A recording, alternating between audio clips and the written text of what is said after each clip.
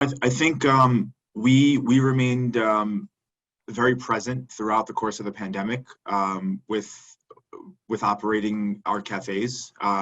We, even at the start of the pandemic, we closed as, only we seldom close cafes, and I think that presence really lent itself to the brand continuing to be available, and all the while we continue to focus on quality of product, continue to focus on R&D and new product development, and continue to focus on on strengthening the core teams and the people within our organization, which I would think really put us in a great position to finish 2021 strong. And what's coming for in the coffee segment then? So we're in the process of reintroducing our coffee program. You may have seen a sneak peek of the new cup, which was released on social media, and some of the new packaging that we're releasing. But we're in the process of adjusting making some adjustments to our coffee program. So the coffee that we use in cafes, some of the standardization process that happens in cafes, how we produce it, some of the meticulous training that we've gone through and calibration. So really, that focus on quality that we have with the cake program, with the bread and pastry, is a renewed focus for us on coffee, which we're really excited about. Mm-hmm. Yeah, for sure.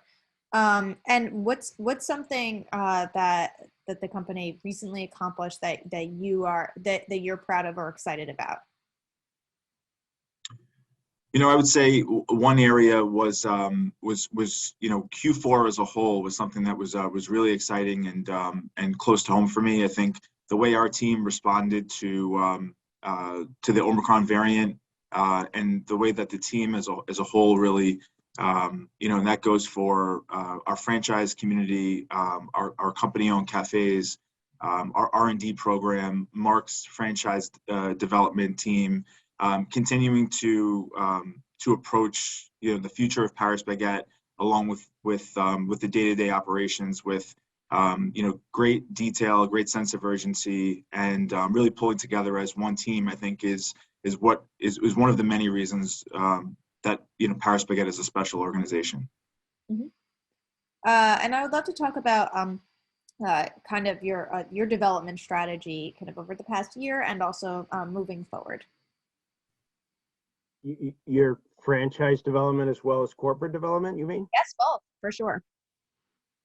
Yeah, so it's my everyday. So yes, happy to discuss that.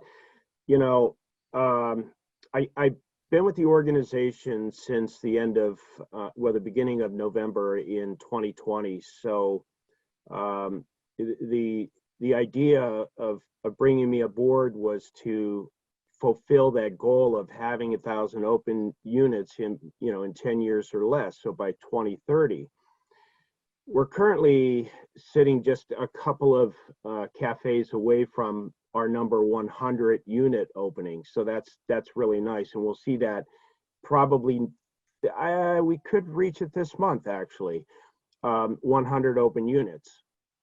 Now that's pretty impressive, since if you think about from a franchising perspective, we've only been franchising since 2015. So a brand to have 100 open units in that amount of time is good. My background is 37 years of franchise development experience, so I know what it takes to get a number of open units, and I think the best part about that is that it's a brand that's very well defined and refined.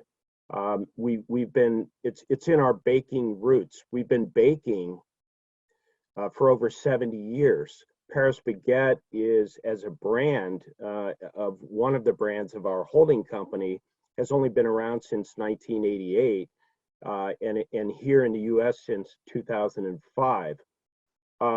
So fast forward 2015, we start franchising. We still own and operate 26 company-owned cafes right now, and we have a few on the West Coast and a few on the East Coast, and then sprinkled around throughout the U.S.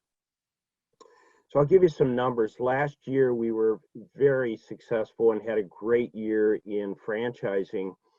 We executed 121 franchise agreements in 2021. So prior to, in 2021, we were operating in 11 states. So that the 121 franchise agreements came in some of those states that we were already operating in, West Coast, East Coast, and I can name them in a minute. But we actually sold 11 brand new states, which was really good for us. From a real estate perspective, and you may want to know some of this, you may not, but we have site searches now happening with our master broker, CBRE, in 40 site searches happening in 23 states. And that's a lot. There's construction projects. This year we'll have 60 construction projects happening in 20 states. So when we look at those numbers and you say, okay, well, how are you going to get to that 1,000 units in by 2030? It's having these processes, these systems in place, right, to be able to scale. So we're bringing in the right people, the right team members in order to make that happen. You know, one of the big takeaways or key words in the pandemic was, you know, how did you shift your focus, right? What did you do differently during the pandemic, right? What was your pivot? Pivot was the word.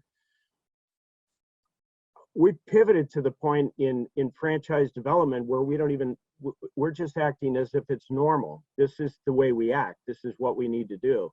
And we're hiring people in development that have been there and done it before. So it's the road ahead looks very, very bright for us.